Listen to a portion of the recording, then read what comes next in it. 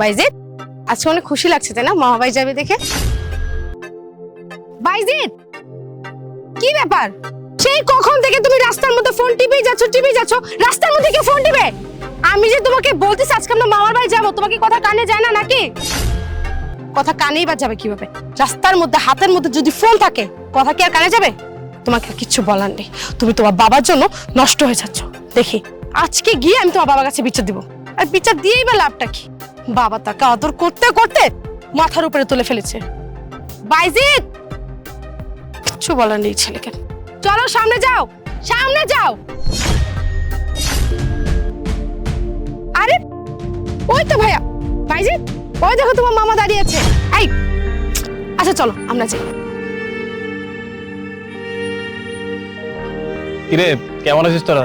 এই তো ভাইয়া ভালো আছি, তুমি কেমন আছো? এই তো আছি বেশ ভালো। বাইজিৎ, তোমার মামার সাথে কথা বলো। বাইজিৎ, তোমার মামার সামনে দাঁড়িয়ে আছে, কথা বলো। কি হলো, ও কথা বলতে পারে না?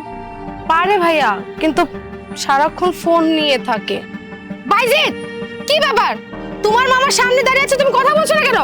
আর ভালো লাগে না ভাইয়া, সারাক্ষণ ওর হাতে ফোন থাকে।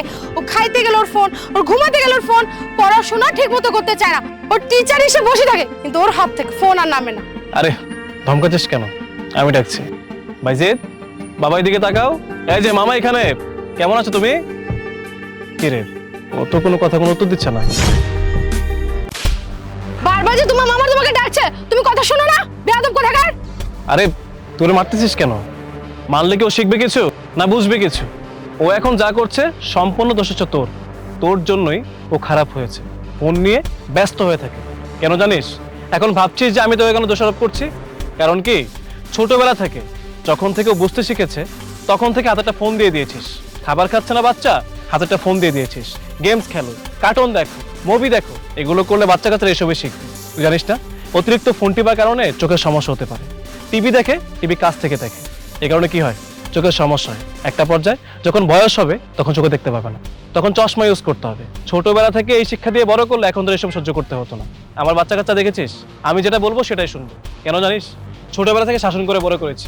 শুধু শাসন না, আদরও দিয়েছি। বাচ্চা কাচ্চা কোনো কিছু না বুঝলে শাসন করবি, শাসন দিয়ে না হলে আদর করবি।